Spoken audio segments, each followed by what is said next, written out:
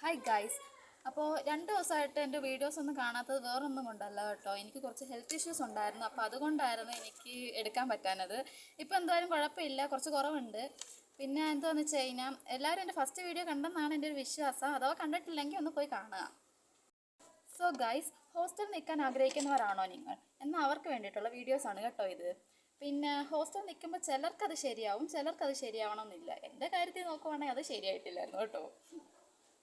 ഞാനും വളരെ എക്സ്പെക്റ്റേഷനോടെയാണ് കേട്ടോ ഹോസ്റ്റലിലോട്ട് വന്നിരുന്നത്. പിന്നെ കുറച്ച് നാൾ കഴിഞ്ഞപ്പോഴത്തേക്കും മനസ്സിലാക്കുന്നത് വട്ടത്തിന് ഞാൻ മൂഞ്ചിയിട്ടുണ്ടെന്ന്.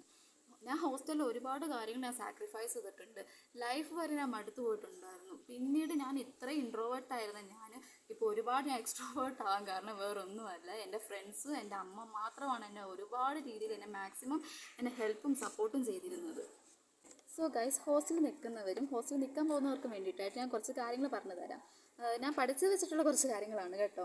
അതിൽ ഒന്നാമത്തേന്ന് വെച്ചാൽ നിങ്ങൾ ആരെയും ഡിപ്പെൻഡ് ചെയ്യാൻ പോകരുത്. നിങ്ങൾക്ക് എന്തെങ്കിലും പ്രശ്നങ്ങളുണ്ട്, എന്തെങ്കിലും കാര്യങ്ങളുണ്ട്, അത് നിങ്ങൾ തന്നെ സോൾവ് ചെയ്യാൻ നോക്കുക.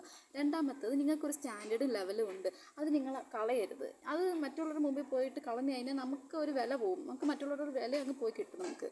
മൂന്നാമത്തേന്ന് വെച്ചാൽ നിങ്ങളുടെ ഇമോഷൻസ് ആരോടത്തും പോയി ഷെയർ ചെയ്ത്, if you want just share with your close friends. Okay, ആ ക്ലോസ് ഫ്രണ്ട്സ് എന്ന് വെച്ച് കഴിഞ്ഞാൽ അത്രയ്ക്ക് നിങ്ങൾക്ക് അറ്റാച്ച്മെൻറ്റും അത്രയ്ക്ക് ട്രസ്റ്റ്ഫുൾ ആയിട്ടുള്ള ഒരു അറ്റാച്ച്മെൻ്റ് ആയിരിക്കണം ആ ഫ്രണ്ട് എന്ന് പറയുന്നത്. അതുകൊണ്ട് ഹോസ്റ്റലിൽ നിൽക്കുന്നവരാണെങ്കിൽ മാക്സിമം നിങ്ങൾ ഫ്രണ്ട്സായിട്ട് എൻജോയ് ചെയ്യുക, വൈബാക്കുക.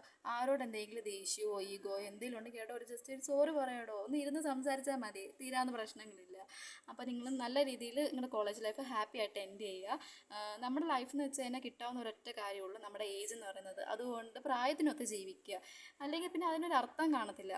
അപ്പോൾ എല്ലാവരും ഹാപ്പി ആയിട്ടിരിക്കുക. അടുത്ത വീഡിയോ കാണാം. ബൈ.